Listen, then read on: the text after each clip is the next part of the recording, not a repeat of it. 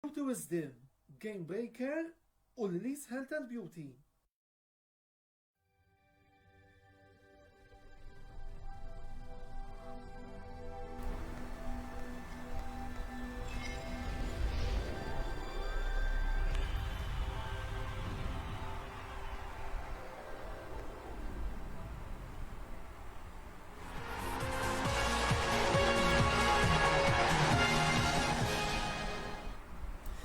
Antonella Bella jisselmilkom u jilqakom ma' 30 episodju mis-sensiela l-intervista.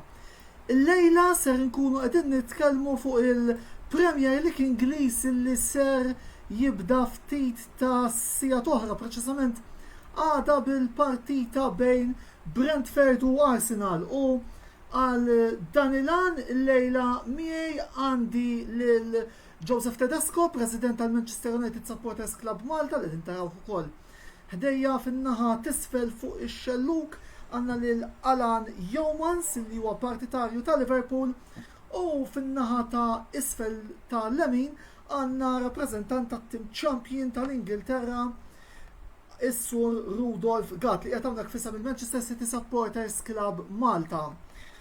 Nifakurkom ukoll li bħalissa dejjin żewġ logħbiet li tagħhom se nkun qegħdin naġġornawkom matul dan il-programm tal-lejla. Il-logħba Hibernians kontra Riga mill-UEFA Europa Conference League li bħalissa qiegħda fl-iskor ta' xejn b'xejn, riżultat li jiffavorixxi lil Hibernians u tajb ukoll matul din il-logħba rajna lil Kone il-gowler ta' Hibs jilqa' penalti kmieni fil-partita. Minnaħa l-oħra, ftit il-passi bot mill-istudio stana fraħal ġdid, kellna għaddew kol l-ewwel logħba tal-kampjonat BOV Premier għal din is-sena dik bejn Balzan u Slima Wanderers, logħba li attwalment tinsab fl-iskor ta' xejn b'xejn. Nistidukom biex issegwu dan il-programm tkunu aġġornati fuq dawn il-logħbiet, kif ukoll jekk forsi għandkom xi domanda li tixtiequ tistaqsu lill-mistednin tagħna il-lejla fil-free to do so, ħallu l-kummenti tagħkom fil-sezzjoni li minna nistgħu wkoll nitfgħu id-domandi għal dawk kollha li qed ixandru għal dawk kollha qed jingħaw din ix-xandira, poġġu domandi tagħkom lill-panel u aħna nkunu nistgħu nitfgħuhomlhom biex imbagħad narawna x'risposti ser ikollna. Insomma, wara din l-introduzzjoni qasira wasalna biex nibdew niddiskutu ftit il-Premier League 2021-22 u ovvjament naħseb illi anki iż-żewġ kontendenti jaċċettawha wkoll nibdew bl-ewwel kummenti minn defending champions Manchester City għal dastant. Rudolf, merħba lura fil-programm kif inti l-ewwel nett? Sellimlek insellem il-kollegi tagħna li qegħdin magħna fuq dan il-programm ninsabu tajbin, ovvjament nħarsu il-qoddim għal dan il-kampjonat li ġej, ovvjament kull supporter ta' kull tim ikollu ċertu aspirazzjonijiet, ċertu tama li il-kampjonat qed jieħdak is-sodisfazzjoni li jkun qed jixtieq. Mela, nitkellmu naqfu Manchester City, jekk naraw ftit il-bidliet prinċipali li s'issa kellna fit-tim tagħkom, rajna lil Jack Grealish li wkoll hawnhekk qegħdin taraw fil-grafika illi qegħdin ukoll naraw illum għandna wkoll xi grafiċi ġodda grazzi wkoll lil Mario Bellizzi tal-assistenza tiegħu biex ukoll nagħmlu dawn il-grafiċi. Iżda kellna mbagħad itluq ta' Sergio Aguero min-naħa l-oħra qegħdin nistennew ukoll il-wasla ta' Harry Kane jekk jasal xewlet irridu naraw. Rudolf, taħseb li huwa biżżejjed biex Manchester City b'dan l-akkwista Grealish u bil-probabbli possibbli akkwista Kane tiddefendu b'suċċess it-titlu? Il-prospetti dejjem hemmhekk qegħdin għaliex l-iskwadra diġà hija b'saħħitha u hemm ċertu depth fl-iskwadra. Però wieħed irid iqisu jżomm f'moħħu li transfer market l-ewwel ħaġa għadu ma spiċċax. Fis-sens li jekk jiġix Kane jew le għadu misteru, fil-fatt mhux biss mal-Manchester City semma li jista' jmur, iżda semma ma' klabs oħrajn. Però intom iskom tidru l-favoriti li takkwistawh. Ekku. Apparti minn hekk, wieħed irid jara xi tluq ta' plejers oħra jista' jkun hemm.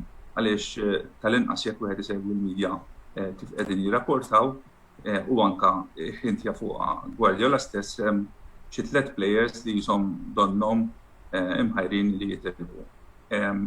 Però tiddependi t-titlu mhux dejjem jiddependi minnek biss, jiddependi minn ħafna affarijiet oħrajn. Jiddependi kemm qed jissaħħu l-opponents tiegħek fejn jidher ċar li hemm numru ta' kontendenti għal dan l-istaġun li jissaħħew sewwa, kif ukoll ċertu avvenimenti li jiġru matul l-istaġun. L-injuries li wieħed ikollu xi suspensions li jista' jkun hemm dal-aħħar sena u nofs sentej, jekk ikollokx players illi jiġu pożittivi għal COVID, allura jkollok element ta' waqfien. Ġifri, dak li nixtieq ngħid jien huwa illi fuq il-karta wieħed jgħid hemm ċans li l-Manchester City iva jiċċellenġaw jerġgħu għall-kampjonat. Grealish huwa addizzjoni tajba ħafna għal-tim għaliex joffri versatilità u options ġodda. Nemmen li jekk fil-verità jiġi Harry Kane, iva il-tim ikun iktar b'saħħtu li jista' jikkontendi għal-reputattivi. Sadan it-tant ukoll iż-żewġ lobiet li għandna bħalissa jinsabu fil-ħin tal-mistrieħ sew Balzan Slima kif ukoll Hibernian Sriga jinsabu bl-iskor ta' xejbxej ovvjament skomplu segwuna l-sit aġġornamenti kif ukoll diġà qed nara xi kummenti hawnhekk rej fil-borġ li nixtieq insellimlu u għandna domanda ta' Manuel Cardona li ħan irrispondu ftit iżjed minn u ftit ieħor matul dan il-programm. Joseph, neġi għalik, l-ewwel nett merħba f'dana il-programm u wkoll nieħu wkoll pjaċir li l-klabb bħal tagħkom li attendi għal dawn it-tip ta' programmi li mhux ukoll l-ewwel darba qabel xejn, kif tinsab? All right. Nħossu sħana bħal kulħadd. Sfortunatament qegħdin ukoll fi żmien ta' heatwave fejn sħana issa ma tridx tagħti nifs. Imma insomma, ejja ħanitkellmu naqra fuq Manchester United issa. Jekk naraw ftit kif immanuvrajtu fis-sajf, jiena nħoss li bl-akkwisti ta' Jadon Sancho u Rafael Varane b'mod partikolari, ir-Red Devils saħħew żewġ punti li fis-snin passati kienu ftit batuti fihom. Naqblu jekk nuża l-frażi li din is-sena United m'għandhomx skużi u jekk jispiċċaw l-istaġun bidejhom vojta dan se jkun staġun fallimentari? Nsellimlek Antonella u nsellem l-Alan u l-Rudolf u l-semmija kollha tal-programm tiegħek. Xtaqtna ngħidlek proset għax vera għajt impressjonat bil-mod kif tipprepara l-programm u kont vera impressjonat anke bid-dettalji li battilna minn qabel. Nipprovaw nagħmlu li nistgħu ġew. Proset. Grazzi. Ħanaraw grounds mimlijin bin-nies rġajna fil-Premier League illi kienet xi ħaġa li bnissejnija staġun sħiħ. Looking forward ħafna, ħanaraw naqra anka dawk il-ħafna riżultati nsejħilhom perversi li kien hemm is-sena l-oħra kienu ġvera l-effett ta' grounds vojta jew le. Infatti ir-rekord kbir li għamlu l-United is-sena l-oħra fl-away ġie attribut ħafna drabi minn ċertu kritiċi li qalu isma' dawna away ma tilfux minħabba l-fatt li ma kienx hemm supporters. Allura interessanti li issa nerġgħu naraw il-grounds mimlijin kemm ħanaraw pereżempju scores bħal pervers ngħidlu bħal Liverpool jaqalgħu 7 away ma' Aston Villa. Kien riżultat inkredibbli jew Tottenham jerbu Old Trafford b'6-1 kontra l-United fil-bidu tal-istaġun. U fl-istess weekend kombinazzjoni. Allura dawn huma riżultati li forsi dal-istaġun ma naħseb li maħnax ħanaraw repetizzjoni tagħhom. Il-mod kif qed naqra jibda jibbildja ruħu anke transfer market u għall-clubs prinċipali bla dubju City huma contenders as domanda mem għall-kampjonat għalija jibqgħu dejjem il-favoriti, jieħdu jew jeħdux il-Kane però għandhom skwadra u għandhom manager kapaċissimu li naħseb l-aħħar tragward issa kienu kważi waslu għalih is-season li għadda hija naħseb kieku kelli nsaqsi Rudolf jgħidli iktar jixtiequ is-City issa jagħmlu s-suċċess li ħanejtek ħaqhom fl-Ewropa għax issa il-kampjonat Ingliż urew li huma head and shoulders above the rest. X'taħseb Rudolf? Fil-fatt hija it-tazza li s'issa qiegħda evadina, ma nafx kif tgħidha l-kelma. Teludi kelma. Teludi. Konna tant viċin l-istaġun li għadda u naħseb waħda mill-lobiet li stajna labna fi-staġun sħiħ.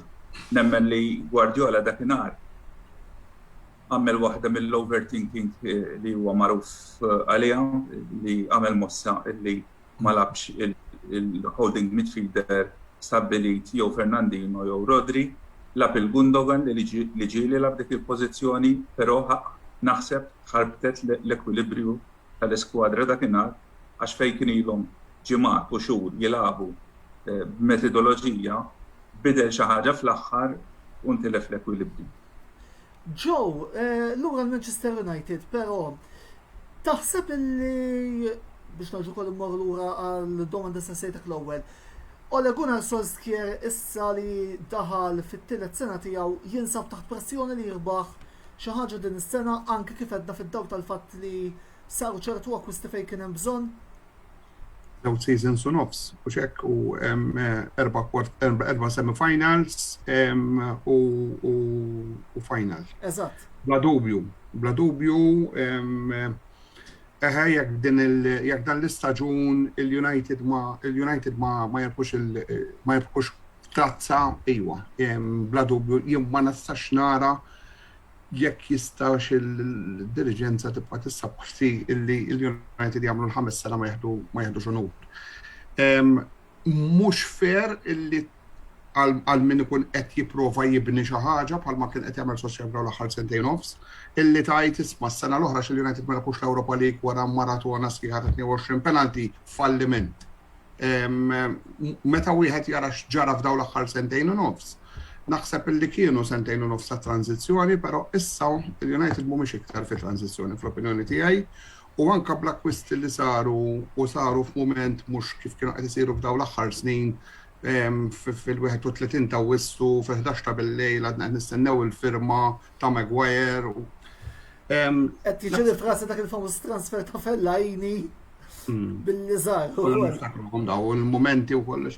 Però naħseb ġew akkwistati żewġ players li kif għattajab inti għandhom valur kbir fit-tim, għandhom ħajkunu qed jittikjaw kaxxi li kien hemm bżonn ħafna, speċjalment fid-difiża li s-sena l-oħra kienet waħda mill-reparti li iddelodiet ħafna.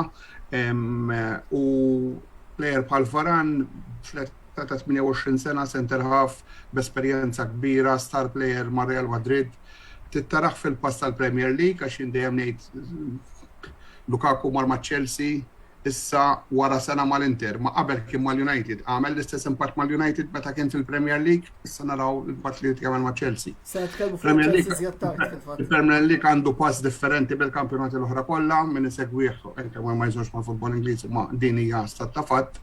U wieħed trid jara Varane kif ħajfitja, però bla dubju huwa partner ideali ma' Maguire, mhux għax jiena mhux wieħed li kont nikkritika l-Lindelof jew il-Bailly, ma forsi għat-tip ta' livell li tistenna mal-United, good is not good enough, it has to be super. U dawn huma żewġ players ta' klassi kbira fl-opinjoni tiegħi li jistgħu jagħtu dik id-difiża illi niftakruha fi żmien il-Vidic u l-Ferdinand. Wieħed irid jara, però għandi tama li id-difiża tal-United ħadd improva. Sancho, player eċitanti ħafna, għadu żgħir, speed, jilab fuq ġiex-naħat, naħseb jista' jfittja tajjeb ma' talenti ta' Greenwood u Rashford u Fernandes. Fuq il-trekkwart tista' ngħidlu jiena jaf ikun trio mhix ideali tal-United. Ovvjament wieħed ta' trid jara l-question mark se jiġri bl-enigma Pogba u jekk Solskjaer ħajibqa' jibbenkja fuq iż-żewġ midfielders li huma qishom l-ewwel ġispersi jiktef fuq il-karta dejjem Fred u McTominay. Fred huwa bħal Pogba wieħed minn dawk iż-żewġ players li jaqsmu l-opinjoni fis-support tal-United hemm min iħobbhom ħafna minnu jew ma jridx jarhom fit-tim. Naħseb illi kieku jkont jiena kont nipprova nippunta biex inġib holding midfielder aħjar minn Fred. Forsi Declan Rice jew Camavinga? Ma naħsibx li daw issa at the stage jaslu, xorta nemmen li transfer market tal-United għadu ma laqxaw. Il-player li forsi kien jinteressa li kien Trippier għax nemmen li Solskjaer għandu pjanijiet biex jilab ħafna drabi bitli ta' fuq wara u bi player pa' Trippier naħseb dik il-logħba jiswina ħafna. Tajjeb wis, Alan, issa nitkellmu naqra miegħek l-ewwel nett merħba fil-programm l-intervista, grazzi wkoll tal-li aċċettajt li tattendi fil-programm tal-lejla kif inti qabel xejn. Tajjeb, sissa tajjeb, ringrazzja lilek tal-okkażjoni li tajtni. Nsellem kemm il-Joseph u Rudolf, sħabi rivali u samija tiegħek. Mela, nitkellmu naqra issa fuq it-tim ta' Liverpool. Tliftu lil Wijnaldum imma min-naħa l-oħra irkuprajtu lil Joe Gomez u fuq kollox plejer li staqsa fuq u rej fil-borċ Virgil van Dijk li sa fl-aħħar irritorna lura minn injuries twal. L-ambizzjonijiet ta' Liverpool għal dan l-istaġun, x'taħseb li ser ikunu Alan? Skont it-transfer market li qed nagħmlu aħna naħseb dejjem l-artin kull sena wara oħra ma sax ngħid issa mhux ħallaħqhom ma' City United u top teams u Chelsea issa magħhom. L-ambizzjoni tagħna dis-sena jiena qed nara li forsi niġu ma' top 3-4 mhux ngħid ħan niġġieldu għall-kampjonat. Jitlaqlek plejer li jtik logħba 30 logħba f'staġun mingħajr injuries, jgħid għal Wijnaldum. Dejjem on top, dejjem 90 minuti l fuq.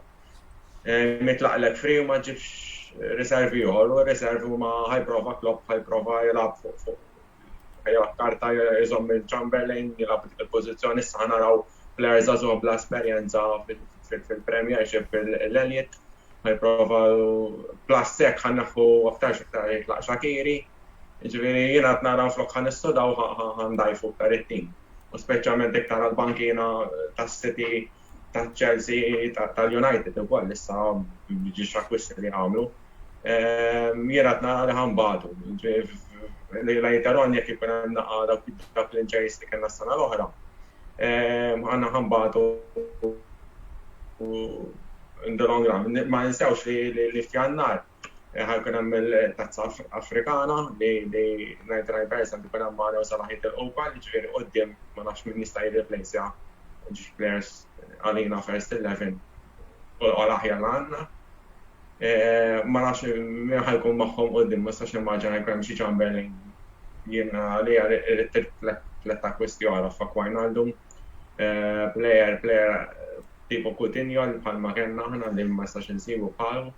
U għalija Shaqiri għalija jkun żball li ħajitlaq u plastik xejn ma tantx ċuċata ħajda u bla replacement tagħhom.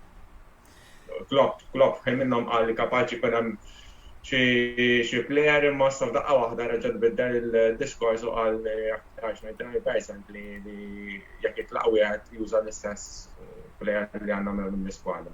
U ma ninsewx li aktar xi neħħu l-Phillips, ġifieri difensor ieħor li wara li għandna Jerry Brown bħal Matip, Van Dijk għadu mhux 100%, ġifieri rajt fil-friendlies tackles u hekk għadu ma jidħolx għadu jibża. Gomez l-istess għadu mhux ħadd ippretendi ħajjilagħbu mill-first 11 nhar is-sibt eżempju, ġifieri jatfadal biex naraw il-Van Dijk li konna naraw is-snin ta' qabel ġifieri. Mela għandna wkoll messaġġ ieħor darba lik Joseph mingħand Nicholas Gatt fejn qed jgħidilna li Lindelof huwa difensur inutli u jiswina 30 punt kull staġun. Kummenti tiegħek fuq dan il-messaġġ ta' dat telespettatur. ċifra ma nafx kif inħadmet imma kien hemm żbalji tal-Lindelof fejn kas-sena l-oħra u s-sena ta' qabel, però kien hemm partiti kruċjali wkoll u kontra timijiet ħanejtek it-tibijiet il-kbar fej kellu wirjiet tajbin. Huwa plejer inkonsistenti u għalhekk naħseb dan l-investiment li sar fuq Varane. Jien personalment ma kienx idejjaqni, naħseb li huwa plejer tajjeb biex good squad player, ġifieri jekk tiġi f'każ fejn għandek bżonn inġeri minn wieħed minn Maguire jew Varane, huwa good squad player. Nippreferih minn Bailly, nkun onest, bħala support. Mela, nixtieq nagħlaq l-ewwel parti tal-programm billi nitkellmu ftit dwar it-tim ta' Chelsea illi bl-aħħar acquist imminenti wkoll ta' Romelu Lukaku komplew isaħħu t-tim li ftit ta' xhur rebaħ il-UEFA Champions League u l-bieraħ ukoll rajnieh jirbaħ is-Superkoppa Ewropea. Kemm qed taraw lil Blues bħala teddida għar-rebħ tal-kampjonat permezz tal-akkwist tal-attakkant Belġjan. Nixtieq nuħna around minant il-panel. Nista' nibda Brudolf, Alan u Jala Joseph. Dan ukoll hija domanda li saqsina Manuel Cardona, propjament saqsija li ma jiena ħanitfaħħa fuq il-panel. Mela, jien naħseb illi Chelsea anka mingħajr Lukaku kienu fost il-kontendenti, kienu ħajkunu fost il-kontendenti. Ma ninsewx illi mindu Martu Shell ma' Chelsea, it-tim ħażvolta u s-sena l-oħra Chelsea issudaw ħafna, kellhom transfer market attiv ħafna u l-iskwadra tagħhom kienet b'saħħitha. Tuchel daħħal disciplina tattika u ċertu organizzazzjoni fl-iskwadra. Rudolf, permetti sekonda għandna aġġornament minn ġewwa il-ground ta' ċentinarju, Riga imorru fil-vantaġġ fid-49 minuta permezz tal-plejer Leo għal daqstant. Hibernians xejn Riga wieħed, l-iskor globali huwa dak ta' wieħed b'wieħed jekk il-logħba tibqek il-logħba tmur għal ħin barrani. Tista' tkompli Rudolf. Jiena nemmen li il-kampjonat l-ewwel l-aktar erba' skwadri li ħajkunu qegħdin jissiltu għal dan il-kampjonat ħajkunu il-Manchester City, il-Chelsea, il-Manchester United u nemmel ukoll li anka il-Liverpool ħajkunu qegħdin hemmhekk. Issa, ovvjament, naħseb li ħajkun kampjonat iktar missielet minn l-istaġun li għadda. L-istaġun li għadda jisu malli bdejna noqorbu lejn nofs il-kampjonat, once il-City irrankaw fil-istaġun tagħhom nħoloq ċertu gap li eventwalment kienet tkun diffiċli ħafna li kieku kien hemm xi ħadd li seta' jilħaq lis-City. Però nemmen dis-sena ħad tkun storja oħra. Chelsea issaħħew, il-Manchester United issaħħew u forsi għalkemm kif qal Ellen il-Liverpool jidher li transfer market tagħhom huwa pjuttost kwiet. Nemmen li jekk jerġa' jkollhom il-Van Dijk inform u jkun jista' jisostni kampjonat sħiħ naħseb li hemmhekk ħajkun ukoll. Joe, l-ewwel qajjem tal-argument fuq Lukaku li nixtieq li fil-qosor għaliex wasalna wkoll b'xi wara reklami nitkellmu naqra fuq l-Ingilterra ejja ngħidu ups and downs. L-Italja mal-Inter tista' tgħid kien il-leader tat-tim u fost il-partitarji nero-azzurri. Issa jew għax ġeluh iċ-Ċiniżi, jew għax l-paga tirdu pjalu reġa' lura mat-tim ta' Chelsea fejn mhux neċessarjament kien mar tajjeb ħafna. Jiena fl-opinjoni tiegħi iċ-Chelsea s-sena l-oħra mindu meta ħadhom Tuchel organizzaħħom b'mod illi anke meta tara l-final li labu kontra is-City il-mod tattiku kif niżel fil-ground kien juri kapaċitajiet ta' kif irnexxielu jdawwar din l-iskwadra li Lampard b'xi mod jew ieħor kien letteralment telef id-dressing room kompletament. Ġabu ħafna players, ġabu dak Werner, ħafna flus, kien għalija disappunt, ġifieri ma nlaħaqx. U jekk tara rajt statistika partikolari, il-Chelsea huwa is-sitt l-inqas li kellu conversion rate, ġifieri kellhom chances u ma ħaduhomx mill-kampjonat kollha. Ġifieri mill-ħamsa ta' taħthom kien hemm tlieta li ġew relegati. Xi fisser dak, ifisser li quddiem kellhom xi ħaġa nieqsa. U rridu jġibu striker prolifiku. Jiena niftakar iż-żminijiet ta' Mourinho ma' Chelsea meta kellhom il-Drogba u kien il-punta kellu ovvjament is-servizz jiġu minn kull imkien. Chelsea għandhom ħafna players kapaċi bil-ballun u ma kellhomx dak il-plejer li jitfal ballun fix-xibka, ġifieri kellhom ħafna lobbiet kienu jerpu 1-0, 1-0, 1-0, difiża tajba 18 clean sheet. Naħseb li kellhom bżonn ikollhom dak il-punta ċentrali u Lukaku jiena mal-United ma naħsibx li wera l-potenzjal tiegħu. Mar mal-Inter u sploda kif għadt inti. Naraw issa x'se jiġri fl-istaġun li ġej, only time will tell. Alan, fil-qosor, l-ħar komment minn għandek? Ejwa, nkompli fuq l-qed u safem u l-istat l-qaruda. Fis-sena oħra Chelsea ġobu balla players daqqa biex jistateljaw t-tizmin bħalma kellna Liverpool nibildjaw ftit jien nemmen li Chelsea players li ġabu huma kollha żgħar, jiġifieri qed jaraw for the long term ukoll mhux short term. Ittihom ċans biex jistateljaw il-problema li kellhom kif qed jgħid Joseph is-sena oħra Werner kien jagħli ħafna chances qudiem il-nasta li tipo bil-Malti aħna kapaċi nagħmluhom. U ma' Ġermanja, rridu dak l-striker tal-kaxxa. Meta jien bil-Malti kien jilgħab Giroud minn floku, jien naħseb il-Chelsea kien imur ħafna ħjar għax kien dak il-plejer li jridu jsibu għall-kaxxa. Issa jien ma nafx Giroud vera għandu żmien u hekk imma dejjem servi. Jew anke Champions League darba minnhom għaddew semi-final mhux se jeżbal b'xi rabbuxxata tiegħu u bis-saħħa tiegħu ġifieri.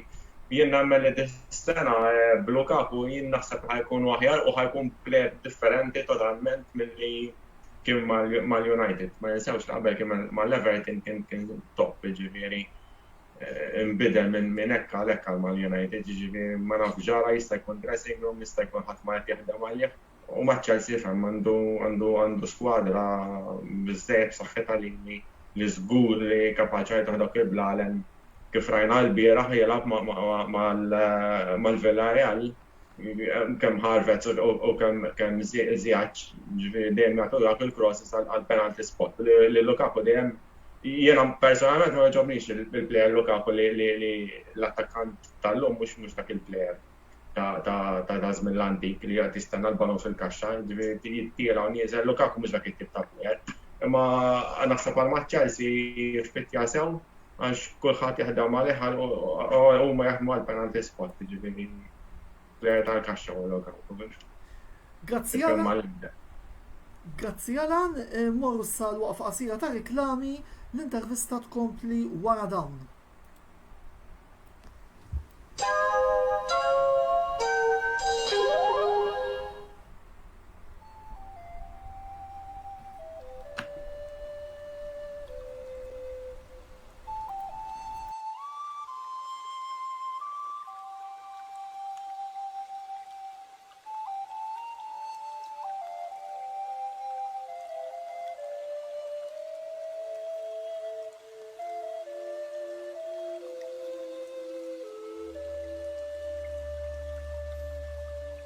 Beauty Wisdom tal-Fgura għall-aħjar prodotti u servizzi ta' sbuħija.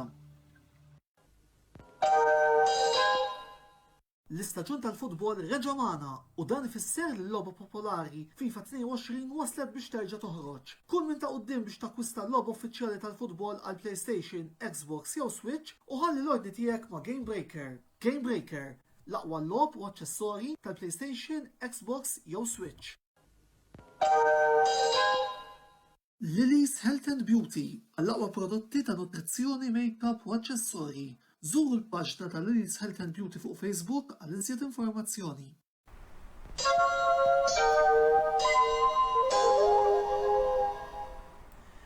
Merħba lura t-tieni parti tal-programm l-intervista, l-programm ta' diskussjoni illi Antonello Sports Blog itella kull nhar ta' ħamis filgħaxija u li jkun immexxi minni Antonello Abela.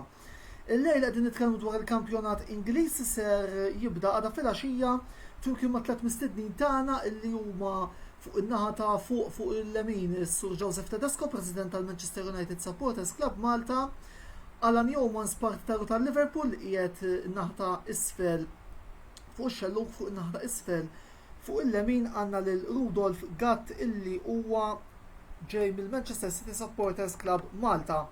Rudolf Gatt li fil-fatt ukoll għandna tislija għalih minant il-partitarju ta' Arsenal Mario De Bono wkoll għalilna programm interessanti, grazzi sew lilek Mario wkoll lilkom li qegħdin issegwu dan il-programm u nissegwu dan il-programm tista' tgħidlek kull nhar ta' ħamis minn Jannar li għadda. Infakrukom ukoll li bħalissa maddejjin żewġ logħbiet, logħba li qed tintlab mill-UEFA Europa Conference League li fuqha Riga FC qegħdin fil-vantaġġ ta' 1-0 kontra Hibernians, gowl ta' Leo fid-49 minuta, l-skor globali bħalissa huwa dak ta' 1-1 għal daqstant jekk il-logħba tibqa' hekk immorru għal ħin barrani u mill-kampjonat BOV Premier logħba qed tintlab fit-Tony Bezzina Stadium Balzan xejn Slima Wanderers xejn. Ovvjament matul il-programm aħna ser nżommukom aġġornati fuq dak li qiegħed jiġri f'dawn iż-żewġ grounds. Bilħaq qabel ma ninsa, infakkarkom illi jekk tridu staqsu xi domanda lill-membri tal-panel tagħna llejla tistgħu tagħmlu dan billi tħallu l-messaġġ u l-domanda tagħkom fuq l-ispazju li fuq qegħdin taraw din ix-xandira li qed taraw live fuq il-paġna ta' Antonello Sports Blog. Insomma, naħseb li tkellim biżżejjed immorru issa għal biex niftħu it-tieni parti tal-programm. U se nibda b'domanda li se ndawwar għal panel kollha nista' ngħid li ma taħsbu li ser ikun l-aktar plejer deċiżiv għat-tim tagħkom matul dan l-istaġun. Ma nafx min irid jidħol l-ewwel minnkom it-tlieta u mbagħad kulħadd jieħu sej. Ħanibda bik Alan. Jiena nista' nkompli f'kont qed ngħid l-aħħar fl-ewwel parti tal-intervista jiena għalija l ħajkun biċċedi għalija huwa Van Dijk. Is-sena oħra rajna kif weġġaw tlifna totalment il-shape. Attenzjoni Alan, minuta ftit Alan, 59 minuta rob, Hibernians iġibu drop permezz ta' Jurgen de Gabriele, Hibernians wieħed Riga wieħed u attwalment it-tim tal-ħibs imur fil-vantaġġ bl-iskor ta' 2-1 fl-iskor globali, fil-riżultat globali għal daqstant għatfadal nofsija lob biss it-tim tal-ħibs iġib id-draw kontra Riga. Kompli Alan? Ovvjament ukoll infakar il-mistin li nista' jkun ninterrompikom ikun hemm xi bidla fl-iskor sew fil-ground taċ-ċentinarju kif ukoll fit-Tony Bezzina Stadium. Nisperaw il-ħibs jgħaddu għandhom tal-Maltin kollha. Eżattament.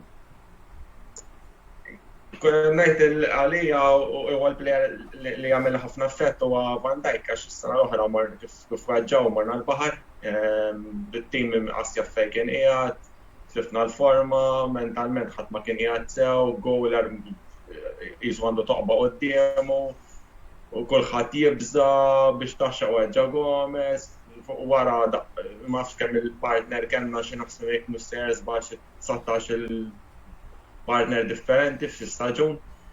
Jiena għalija jtina dak is-serħan ta' dak li jibnielek attakk minn wara, il-goaler qiegħed moħħu sew, dik is-serħan ta' tranquillizza fuq wara u l-ewwel biex tattakka l-ewwel tiddefendi. Ġifieri apparti jekk narija ma nibdewx naqalgħu banali bdejna naqgħu biss bil-qakalisem l-aħjar forsi jew wieħed minn l-aħjar goalers li hawn bħalissa preżenti. Bedi għamel żbalji ċiċari li tarhom ta' tfal ngħidulhom jiena, ġifieri għalija dak huwa u fl-istess ħin huwa acquist tal-jiena dan l-istaġun. Ġifieri staġun is-sena kien staġun barra u għalina jisu plejer ġdid. Rejnek għalija naħseb wieħed mill-aħjar. U jekk Mane jerġa' jikseb il-forma x'is-sena l-oħra jew kien over stress jew over kellu ħafna lob, li dis-sena skont il-fairness li rajna u reġa' ġej inform li konna nafu sentejn. Naħseb li dawk huma l-iktar punti imma l-iktar huwa Van Dijk. Joseph? L-istar tal-United f'daw l-aħħar żewġ seasons bla dubju kien Fernandes, naħseb minn dum meta naqgħad Fernandes mal-United staġun u nofs basikament. Kien determinanti ħafna, però f'lej l-aħħar tal-istaġun dejna nħossu anke bħala supporters li kien qisu qed iġor ħafna pis waħdu u qisu naqqas ukoll mill-kwalitajiet li konna qed naraw. Jien qed nistenna li dan hu l-istaġun ta' Mason Greenwood. Qed nistenna li dan huwa staġun fejn dat-talent feta żgħira ħafna u kien sfortunat ukoll li kellu l-inġeri illi ma setax ikun majjat mat-tim nazzjonali, forsi kien qed tisbih ukoll bħala esperjenza. Nammen li dan huwa l-istaġun tiegħu. Ħajkollu plejer bħal Sancho miegħu illi ovvjament ma sax faċli tgħid jiena Sancho ta' ħajkun l-istar tal-United għax infaqna ħafna flus. Fil-fatt ma fax tistennija din il-tweġiba minn għandek Joe. Jiena li qed nistenna dan huwa l-season ta' Mason Greenwood. Issa, f'inħa minħa tiegħek Rudolf ħalli indawwar lek ħarira domanda. Taħseb li dan ser ikun l-istaġun ta' Phil Foden? Il-fatt il-risposta tiegħi li kont naħseb fuqha illi kontendenti għal Manchester City għal min jista' jkun dak il-plejer stilla għal dan l-istaġun. Għalli jiena nara lil Ruben Dias kemm għax huwa difensur tajjeb ħafna kif ukoll għax huwa leader għandu is-sens ta' leadership bħalma konna nafu bih fi żmien Vincent Kompany. Nara wkoll il-Phil Foden u ovvjament wieħed ma jistax iħalli barra mill-lista lil Kevin De Bruyne. Kevin De Bruyne jagħti dimensjoni differenti lill-iskwadra. Differenza meta għandek il-Kevin De Bruyne qiegħed jilgħab u t-tim qiegħed jilgħab mingħajr Kevin De Bruyne. It-tim xorta jkun tajjeb, però il-viżjoni li għandu tal-logħba Kevin De Bruyne hija waħda inkredibbli fl-opinjoni tiegħi. Phil Foden, apparti li ħajibda tard fl-istaġun għaliex bħalma tafu bħalissa għandu inġri kif ukoll anke Kevin De Bruyne fuq kollox.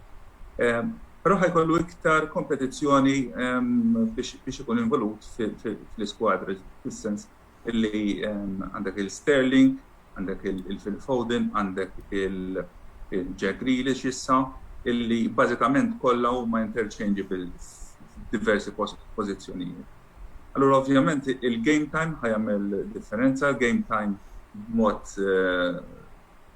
regolari, għax jekk ikollok plejer li inti jintażel mal-ewwel skwadra darba kull 3 ġimgħat, darba fix-xahar. Il-konsistenza diffiċli ssibha u plejers li l-aktar jista' jkunu iktar regolari mill-iskwadra kollha naħseb huma Kevin De Bruyne u Ruben Dias. Mela, niġu issa biex nitkellmu fuq 3 timijiet oħra li nemmen li jistgħu jgħidu tagħhom ukoll f'dan il-kampjonat. Rudolf, se nibda bik għaliex ukoll għandna domanda minant Manuel Cardona illi ser nitfaħħa fuq anke raġuni illi dawn labtu kontrihom nhar is-Sibt li għadda. Nixtieq li nisma' il-kummenti tiegħek Rudolf fuq it-tim ta' Leicester. Kemm taħseb li jistgħu jgħidu tagħhom għalmenu għal dak il-post fil-UEFA Champions League illi tilfu dejjem fl-aħħar ġurnata f'dawn l-aħħar żewġ staġuni, anki fuq dak li rajna fuq dak l-anzi rajt inti żgur mhux forsi nhar is-Sibt li għadda fil-tazza tal-komunità. Kif qed inti sewwa il-Leicester City ilhom dal-aħħar ġi staġuni ħabtu l-bieb għall-pożizzjonijiet tal-Champions League. Apparti minn hekk ma ninsewx ovvjament il-bravura li kienu għamlu meta ħadu il-league ftit ta' snin ilu. U notwithstanding li minn dak iż-żmien law telqulhom players prinċipali bħal huma Kante u Mahrez, baqgħu xorta ċertu konsistenza. Jiena nemmen li għandhom skwadra tajba, Leicester għandhom manager tajjeb ħafna Brendan Rodgers fl-opinjoni tiegħi huwa wieħed mill-aqwa managers illi hemm fil-Premier League Ingliż, però naħseb ħatkun diffiċli għalihom biex ikunu wieħed mill-ewwel erba' jieħdu wieħed mill-ewwel erba' pożizzjonijiet, però fil-futbol Ingliż qatt ma tista' tgħid u tirraġuna li l-kampjonat ħassol bih billi tgħid ħajjiġrijek u ħajjiġrijek għaliex dak tal-b'saħħux dak għandhom iktar players jiswaw il-flus, eċetera, eċetera. Nemmen li ikunu ma' top 6 dik nemmena. Jekk ikunux ma' top 4 nara daqsxejn diffiċli. Alan, min-naħa l-oħra, sa fejn taħseb illi Tottenham Hotspurs jistaw jaslu taħt il-manager il-ġdid tagħhom Nuno Espirito Santo? Kogu ġdid, tranzizzjoni ġdida u ma ninsewx hekk il-fatt jekk jitlaq xkejn jew le. Bħalissa tilgħabu l-friendlies kollha mingħajr kejn. Nistax tat il-friendlies vera mal-lik għax hija totalment storja oħra. Jiena naħseb li Tottenham maximum naħseb li jistgħu jaslu hija fl-Ewropa, jiċċellenġaw l-Europa League. Is-sena d-dieħla naraw, ma nafx għax sakemm tidra l-coach. Is-sistema tiegħu trid iż-żmien. Jekk nieħdu Chelsea ma tantx ħadu daqshekk żmien biżżejjed għax mill-ewwel qabdu jilagħbu ma ninsewx il-fatt li Tottenham ma tantx jixtru dak il-players jew jonfqu dak il-flus kollha għax dawn investew fil-ground u moħħhom kien biex jikabru l-ground u ground ġdid insomma. Jiena narhom li jiċċallenġaw għall-Europa League, ma naraħħomx iktar li jaqqas għandhom ċansi ngħid eżempju Leicester ħafna ħjar minnhom biss dak għandhom xi tliet players li dejjem jibbażaw fuqhom li huma Son, Dele Alli dis-sena jiddelli ħajbda jilgħab first 11 ukoll. U jien nemmen xorta bil-coach Spirito Santo ħajmorru ħafna ħjar minn kienu s-sena l-oħra. Ma mhux ħanarhom niċċallenġaw għalik jew għaċ-challenge għaċ-Champions League. Joseph, min-naħa l-oħra kemm taħseb illi jinsab taħt pressjoni l-inkwadrat coach qed naraw bħalissa Mikel Arteta ta' Arsenal biex iwassal appuntu lill-tim tal-Emirates Stadium almenu f'post fl-Ewropa. Għandu pressjoni kbira għaliex kif nafu kollha dana ieħor minn dak li jaqsam wieħed mill jaqsam il-klabb naħseb imma ħafna iktar minn fuq il-50% tal-klabb tas-supporters ma jridux il-Arteta. Is-sena l-oħra u s-sena ta' qabel għamlu back-to-back 8 plays l-Arsenal f'nofshom rebħu l-FA Cup u forsi għallew it-tamiet ukoll tas-supporters li l-istaġun li għadda forsi kellu ikun aħjar bil-istaġun ta' qabel, però bdew ħażin, pruvi ftit wara l-miliet, daħlu daw iż-żewġ players iż-żar Saka u Smith Rowe u tawhom daqsxejn nifs, però spiċċaw reġgħu fl-istess post li kienu s-season li għadda. Jiena Arteta naraħ manager ovvjament mhux qed hawnhekk biex niddiskuti l-kwalitajiet tiegħu bl-ebda mod, però naraħ manager li jekk tiġi għal konsistenza naħseb illi mhuwiex the right person s'issa almenu mill-esperjenza qasira li kellu fil-management. Konsistenza jidher illi problema. Dej kien ikunu tajbin kontra timijiet il-kbar u mbagħad meta jiġu kontra żgħar meta inti hemm il-lobbies li tippretendi li titterbahom biex jiċċallenġja jitilfuhom. Diġà għamlu xi akkwisti, però l-akkwisti li għamlu naf li xtraw il-Ben White nefqu ħafna flus mant il-Brighton prospett tajjeb, però taħseb huwa ġustifikat minn madwar 50 miljon li nefqu fuq Ben White għax irrajthom naqra ċessivi. Ħanejdlek, da l-statement only time will tell, tifhem jiena 50 miljon fuq dal-prospett u prospett interessanti, però 50 miljon qed titkellem l-istess press u poco kemm miljon tixxaw il-Varan. Insomma, u xraw il-Lokonga u l-Tavares fuq il-Beckham. Pero għadbaqalhom xixtru u mill-lider il-supporters edin jisom jagħtu ultimatum anka transfer market ħajkun indikatur prinċipali ħafna għalihom jekk das season b'xi mod jew rossejtihom xi tagħma li jkunu jistgħu joqorbu lejn top 4 jew le. Mela, sissa semmejna diversi timijiet, biss tajjeb ngħidu wkoll illi hemm numru ta' timijiet oħra li ma semmejniex illi jistgħu ikunu sorpriża fl-aħħar mill-aħħar tal-kampjonat ta' dis-sena. Min taħsbu li jista' jissorprendina? Nuhu round ġenerali minn il-panel. Jekk għadhom sorpriża, ma naħsibx li għadhom sorpriża, ma jiena għandi simpatija kbira mat-tim tal-Leicester, diġà tkellimna dwaru, u nemmen li dan it-tim fl-aħħar ilu ħafna on the fringe of the fourth place, u dis-sena jafu kunu dak it-tim li jaqla wieħed minn dawn l-erba' favoriti barra mill-postijiet ta' Champions League. Rudolf? Jina naħseb potenzjalment għandek il-Leeds illi taħt Bielsa wieħed ma jridx jinsa li telgħu mid-Championship u jekk Minister żball kien l-iktar tim li ġab punti eżatti wara li tela mid-Championship. Naħseb Bielsa huwa wieħed mill-aqwa managers illi hemm fil-kampjonat Ingliż illum il-ġurnata. U potenzjalment ikunu sorpriża, mhux qed ngħid ikunu sorpriża tali illi jiġu mal-ewwel 4 postijiet, imma nemmen li jistgħu jiċċellinġaw għal post fl-Europa League. L-Aston Villa ma neskludihomx ukoll minħabba l-fatt illi ħajkunu tilfu il-Grealish, però naħseb ħajkunu qegħdin jinvestu għamlu żewġ transfers, żewġ acquisti tajbin, u ma jridx jeskludihom, però iktar għandi tama li l-Leeds imorru aħjar. Mela xi ħsejjes fuq l-isfond nitlob lil min forsi għandu dan il-ħsejjes biex iwaqqafhom sa dan it-tant anke biex nkunu nistgħu wkoll inkomplu dan il-programm.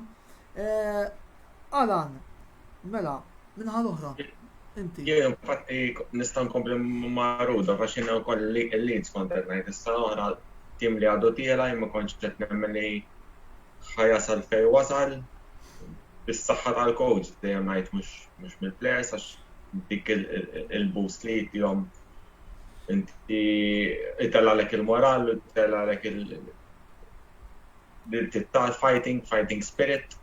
Moħħhom kontra nżejt il-West Ham, issa oħra wkoll West Ham kienu qed jinċalenġaw jinnhom minni aħna għaddejna Champions League issa oħra naħseb biss Brix. Konna nikkompetu Leicester u West Ham. U West Ham jekk naħseb jieħdu Lingard jerġgħu għandhom naħseb jerġgħu jkunu waħda mill-lista jkunu jerġgħu jkunu sorpriżi bħalma kienu issa oħra, issa Lingard ma nafx. Mux ħajibqa ma jew lan id-dubita li mal United jiena għandu ċans. Ma nafx tista' tgħidilna fuq dan it-trasferiment. Jidher li kien hemm interess minn naħa ta' West Ham fuq Lingard, biss ma nafx inti ġewwek forsi għandek xi Bajist jien bajist. Aħbarijiet rigward dan il-trasferiment. Bajist jiena fuq id-deċiżjoni bajist għax Lingard huwa wieħed mill-persi għandi simpatija kbira miegħu. Bajist. Ma nixtiequx jitlaq, m'għandux postu mal-United u ġenwinament nemmen qabel ma laqal ġifieri dana il-West Ham ta' platform fejn kważi spiċċa ma jarfa' tim nazzjonali. Ara x'kambjament minn 8 xhur ilu għamel. Ifhem, semmejt ir-Rice inti, ma semmejtux jien, kieku kelli nagħżel plejer biex jirreplace Alfred b'mod regolari kont nażel Declan Rice.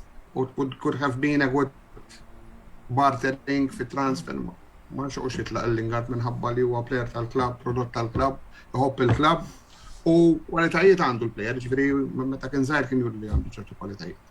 Però ovvjament dak li nixtieq jien. Mela, għanna illum qoddimna żewġ rappreżentanti minn żewġ supporters clubs differenti li wkoll qegħdin naraw il-grafika tagħhom, il-Manchester City Supporters Club u il-Manchester United Supporters Club.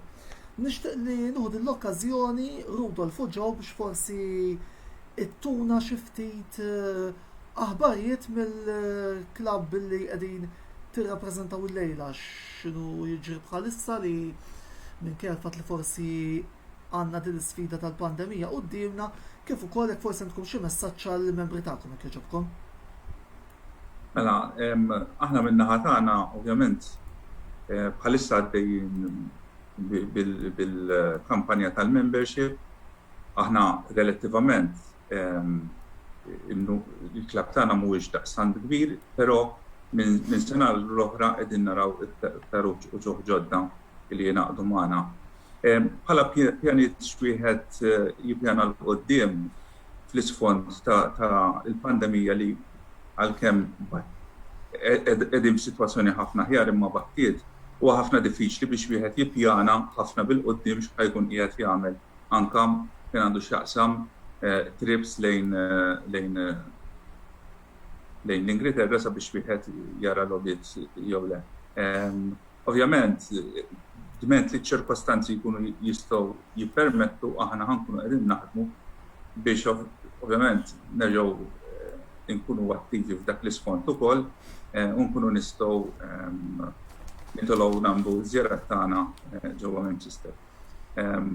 Fil-passat ftit qabel il-pandemija konna qegħdin naħdmu biex nerġgħu nġibu t-tazzi hawnhekk fost il-membri tagħna, ovvjament iċ-ċirkostanzi nbidlu tali illi kellna niskrepjaw l-idejat kollha li kellna u ovvjament inħarsu l-qoddim li kulħadd ikonna żminijiet ħafna ħjar fejn anke biex niltaqgħu aħna bħala membri flimkien nerġgħu nkunu qegħdin fis-sitwazzjoni li konna qabel. Ġew qabel ma nisma' ftit minn għandek ukoll għandna aġġornament xej pjaċevoli minn ta' għalja xalkemm l-iskoradu wieħed bejn Hibernian u Riga, it-tim ta' Stefano Sanderra tilef lil kaptan tiegħu Bjorn Christensen minħabba inġej. Il-logħba għadha fid-drota 1-1 wasalna fl-aħħar 10 minuti tagħha jekk jibqgħu hekk ikunu Hibernians illi jgħaddu around li jmiss. Il-logħba l-oħra li hemm għaddejja bħalissa dik tal-Kampjonat BOV Premier 75 minuta logħb Balzan xej, Sliema Wanderers xej, ovvjament aġġornamenti illi ser jibqgħu għaddejjin matul dawn l-aħħar battuti tal-programm. Joe? Aħna fix-xhur tal-Covid ħadna l-okkażjoni u għamilna ħafna xogħlijiet fil-klabb, għamilna xogħlijiet kbar ta' overhaul sħiħ minn ġewwa. Biddilna s-sistema tad-dawl kollha, għamilna d-dekorazzjoni sieħa minn ġewwa u f'dawn l-aħħar ġimgħat għamilna wkoll restorazzjoni tal-faċċata kollha u baqgħanna l-aħħar biċċa xogħol irridu nikkonkluduha sal-aħħar tal-ġimgħa d-dieħla qed nagħmlu refurbishment tat-taraġġ tagħna kollu. Vera għandna design sabiħ kif ġej. U rridu l-lestu sal-ġimgħa d-dieħla għax il-ġimgħa d-dieħla f'pajjiżna ħankunu qed nilqgħu żewġ leġġendi kbar tal-United, Brian Robson u Dennis Irwin. Se jkunu qegħdin hawnhekk ukoll bħala guests tal-Malta Tourism Authority, bħala parti mill-Visit Malta Deal ukoll, u se jkunu ovvjament qegħdin hawnhekk fuq raġunijiet promozzjonali kemm għal pajjiżna grazzi għal Visit Malta Deal. Se jiġu s-Supporters Club informajna l-membri, però kif għandu kulħadd għandna l-problemi ta' restrizzjoni ta' kemm jistgħu jidħlu nies, allura ridna naraw kif se nagħmlu u sibna mezz kif kemm jista' jkun inkunu fair man-nies mal-membri tagħna biex jidħlu l-klabb dakinhar. Pjanijiet fit-tul kif qal Rudolf diffiċli biex tagħmel, però aħna xorta għandna pjan u għandna ħafna nies ibbukkjati għalih. Aħna issa is-Supporters Club barra li qed norganizzaw trips għal Manchester bħalma inna nagħmlu snin minn dejjem, qed norganizzaw għall-ewwel darba għax qabel kienna nkunu nies individwali li mmorru jien wieħed minnhom trip lejn Munich fi frar fejn fi Munich fis-6 ta' frar issir kommemorazzjoni kull sena fejn żewġ monumenti fejn issir it-tifkira tal-crash ta' Munich tal-1958 fil-ġurnata propju tal-anniversarju. U għall-ewwel darba se nagħmlu xi ħaġa naqab differenza għax mhux ħammorru Munich biss, imma dan il-grupp sabiħ li għandna grupp terbajn nisperaw li ma jħassarilniex il-COVID, se mmorru Belgrade biex nagħmlu eżattament il-trip kollu li għamlu l-United, ħanoqogħdu Belgrade ġo l-istess lukanda li kienu qagħdu l-United fil-58 issir kommemorazzjoni hemmhekk, mbagħad immorru Munich ikun hemm kommemorazzjoni ma jkun ġulura. Għandha tkun għal minnu ma nħobb il-United u min huwa affaxxinat fuq l-istorja tal-United bħali daw it-tip ta' trips inqatt m'għamilta di ta' Belgrade, ġifieri se tkun ukoll esperjenza xi ħaġa ġdida lija illi ħan esperjenza. U kol aħna bħalissa qed nixbru l-memberships u għandna il-website fejn wieħed jista' jidħol jagħmel il-membership online b'mod verament faċli. U ma jużax forsi online payment u hekk jista' jidħol fil-website jiddownloadja il-membership form minn hemmhekk u jibgħatilna għandkom id-dettalji kollha hemmhekk. Għandna Facebook page ukoll relattivament popolari għax il-Facebook page tagħna taqbes 2 million like. Meta ngħidu għaman nisġiru ma jemnuniex imma għandna aktar minn 10 miljon like fiha. Nippruvaw kemm jista' jkun nżommu għadejjem maġ-ġurnata u dejjem l-aħħar aħbarijiet mill-klabb tagħna. Mela, wasalna issa għall-aħħar domanda li f'dan l-istadju tal-istaġun nistgħu ngħidu hekk hija waħda obbligatorja. Mela, nixtieq nkun naf minn għandkom il-membri tal-panel min taħsbu li se jirbaħ il-kampjonat, min taħsbu li ser jidħol UEFA Champions League fi kliem ieħor l-ewwel 4 postijiet kif ukoll min taħsbu li fil-fema tagħkom ser jiġi relegat. Se nibda minn Alan li xħallejn aħna rakwiet u tajb illi issa intuħ ftit il-kelma ikompli Joseph u jala Rudolf. Mirbaħlik naħseb ma tantx hemm xi ħafna perdu mal-lewża, naħseb il-favoriti dejjem jibqgħu is-City. Jekk jieħdu l-kejn għalija jkunu ikkissru lit-Tottenham s-saħħa iktar huma. Ma ninsewx li s-sena l-oħra ġieli kellhom bankina Aguero, Sterling u anke Jesus, ġifieri top 3 strikers u għedin it-tlieta bil-qiegħda u għatira bħatti uħal minn floħhom. Ok, kien hemm gowl imħassar għal Hibernian sal darbohra Jurgen de Gabriele, imma l-gowl tħassar. U ma ninsewx bħalissa Mahrez qiegħed on top form. Jista' jiċċallenġjaw għali opinjoni tiegħi dejjem, ġifieri li jista' jtuhom hard time qed nara Chelsea b'Lukaku li ħajkollhom naħseb striker li qatt quddiem jingħali jew ikollhom pakket komplut. U qed nara naħseb il-United ġiex players li kellhom bżonn is-sena l-oħra saħħu d-diviża u l-attakk. U għandhom attakk tipo kollu fast, żgħar, Sancho u Varane għalija naħseb ħajkunu challengers jekk is-sena l-oħra ma kinux. Għalija dispjaċir ngħid li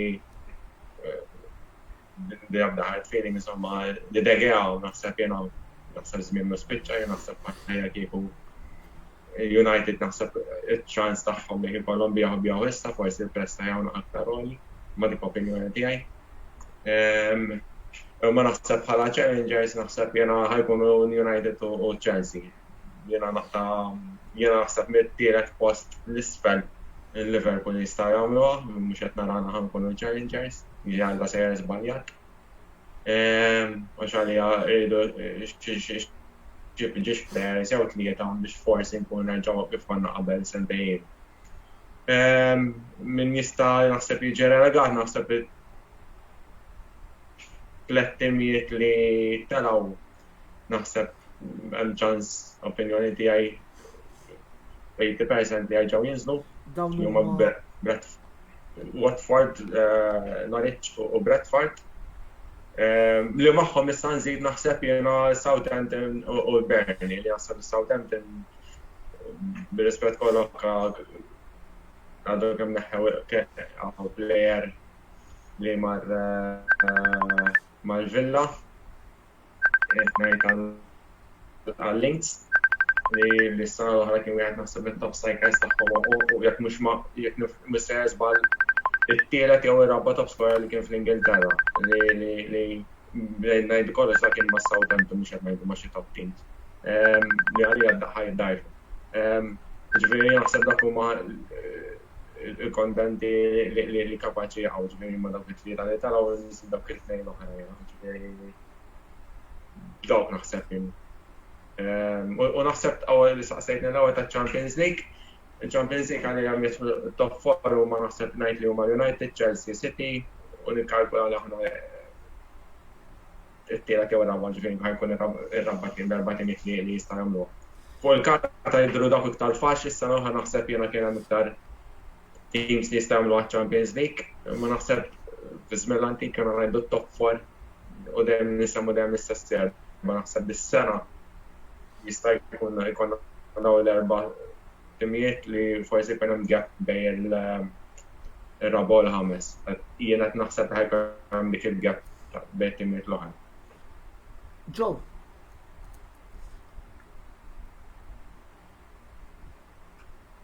Jiena kontra qalbi ngħid li l-tim favorit li jerbaħ il-Premier League huma l-Manchester City, però jiena ċert il-taqtija l-kampjonat tkun ħafna iktar bis-silta minn kemm kienet l-istaġun li għadda. Speċjalment min-naħa ta' Chelsea u anke min-naħa tal-United. Naqbel mal-predictions kollha li qal Alan, jiena kieku kellek issaqsini minn ħajja kont ngħidlek Brently, Burnley u Southampton. Brentford, Burnley u Southampton. Dak huma tliet clubs fl-opinjoni tiegħi jiena illi kieku kelli nilgħab hekk 10 euro s'issa ngħidlek dawk it-tlieta jaqgħu. Ħajkun hemm taqtija imma dejjem ikun hemm taqtija fir-relegation battle barra s-sena l-oħra. S-sena l-oħra kienet waħda mill-drabi fejn verament ir-relegation battle kienet inqatat kmieni u ma kienx hemm it-taqtija aħħarija.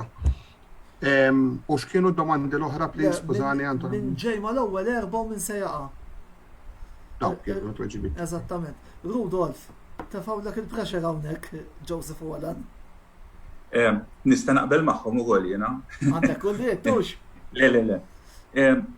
Jiena ovvjament qalbi dejjem tixtieq illi jirbaħ it-tim tiegħi, però naħseb id-darba kif qal Joseph tkun ħafna close u l-main contenders jiġifieri semmejna diġà nemmen li jkunu is-City, il-Chelsea u l-Manchester United.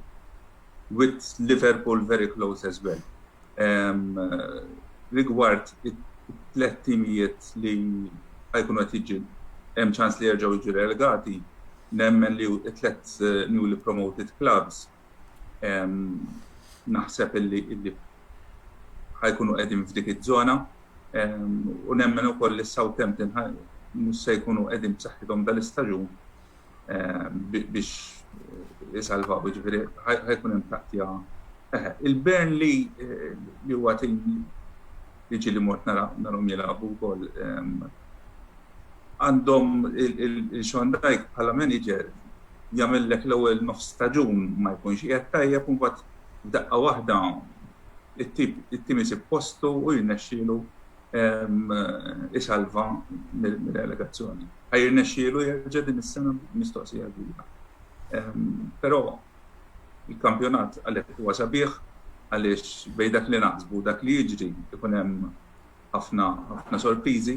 Rudolf, permetti li sekonda qabel ma tagħmel il-konklużjoni tiegħek, Hibernians bi plejer inqas meta l-logħba waslet fil-ħin miżjud wara li fil-91 minuta tkeċċa Jake Grech fuq it-tieni karta safra. Il-logħba għadha fl-iskor ta' 1-1, però rebu fiċċju kemm ta' 7 minuti ta' ħin miżjud, jiġifieri sofferenza kbira bħalissa fiċ-ċentinarju għal partitarji ta' Hibs. L-logħba l-oħra Balzan Slima Wanderers 4 minuti mitmim diskor ta' xejn b'xejn. Rudolf? Naħseb huwa propizju li aħna li nsegwu timijiet barranin u nsegwuhom b'ċertu akkanitiżmu nissapportjaw kwalinkwa tim Malti li jkun qed jirrappreżentana dal-kompetizzjonijiet u nawguraw lil Hibs illi jirnexxielhom jagħmlu jġibu ir-rebħa jew li għaddu għal-round li jmiss. Li kont qed ngħid jekk nerġgħu mmorru lura fuq id-diskussjoni fuq il-kampjonat għalhekk huwa sabiħ biex bej dak li naqsmu. Dak li jagħmlu l-predictions l-analisti u dak li jiġri fil-verità dejjem ikun hemm dik xi ħaġa differenti u dejjem ikun hemm dik il-kontroversja li kulħadd jibda jara l-futbol mill-angolu u mill-lenti tal-klabb tiegħu biss u tinħoloq il-pika, tinħoloq il-polemika, tinħoloq id-diskussjoni, però fl-aħħar mill-aħħar dak huwa s-sebeb tal-futbol ukoll. Mela, għandna l-aħħar domanda mingħand Mark Trapani illi qiegħed jistaqsi min se jkun l-ewwel manager li jitkaċċa. Kull ma nixtieq huwa isem wieħed mingħand il-panel ħalli bekk mbagħad ikun nistgħu verament nagħlqu l-programm. Joe, tibda inti? Isem. Arteta. Rudolf u Allen. Batni fuq siq waħda ma nafx. Naħseb Arteta għandu triq diffiċli qudiemu. Ejja ngħid li possibilment jista' jkun huwa. Allen. Naqbel magħhom għax għandu pressure, speċjalment lista li xtara fuq Ben White u qed jistennew li tipo jekk dissa ma jagħmel xejn jew xi ħaġa li supporters xabaw li jistennew. Ġabu Aubameyang, ġabu issa Ben White 5 miljun qed jissamba Martinez ma nafx hekk biex għalija biex Rumer. Sew l-aġent jidher li ċaħdu però ma suq ta' trasferimenti. U ma nimmaġinax jmur mala Arsenal laqqas. Ġifieri naħseb jiena li wasal l-aħħar stage tiegħu jew dej jew xejn. Mela min-naħa tiegħi nixtieq insemmi fuq il-VAR punt żgħir li dis-sena l-Ingilterra bidlu xi regolamenti favur l-attakkant u favur xi ħaġa defensu. Allora wasalna biex nagħlqu. Jiġifieri. Biex nixbed punt biss. Eżattament. Mela, ħanamel il-professjoni tiegħi wkoll, mela nemmen li Manchester City jistgħu jieħdu t-titlu iżda nemmen ukoll li United u Chelsea jistgħu jtuhom hard time, forsi anke minħabba l-fatt li is-City jistgħu jikkonċentraw għat-tazza ta' Champions eventwalment. Liverpool nemmen li għandhom biżżejjed biex jiġu raba wkoll. Relegati tista' tgħid li naqbel magħkom fuq il-Brentford u fuq il-Watford, però nemmen li Norwich issalva u ta' Southampton għal dan il-għan jiena nemmen biex ukoll il-wieġeb id-domanda ta' Mark illi Ralph Hasenhuttl se jkun l-ewwel manager illi jitkeċċa din is-sena.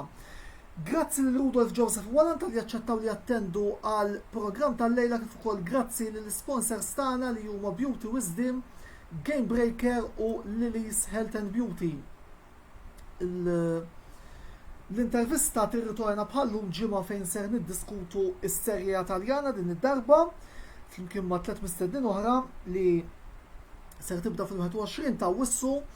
Infakkarkom ukoll li repetizzjoni ta' dan il-programm ser titla' minn hawn madwar sija oħra fuq l-istazzjoni uffiċjali tagħna ta' YouTube għal daqstant nistednudkom biex issegwu flimkien ma' din il-paġna uffiċjali tagħna fuq Facebook dan il-programm u aġġornament finali minn ġewwa ċentinarju Riga jiskurjaw il-gowl ta' 2-1 propju fl-aħħar.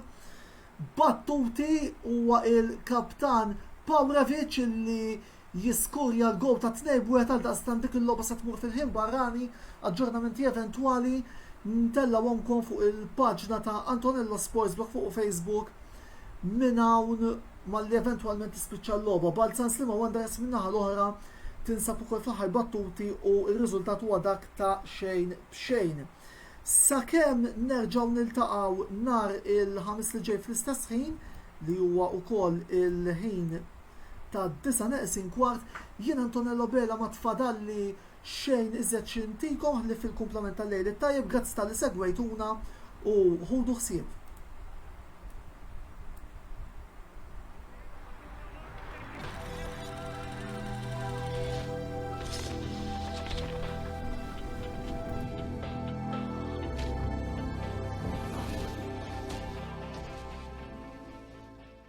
L-intervista ġiet imwassla lilkom minn Beauty Wisdom, Game Breaker u Release Health and Beauty.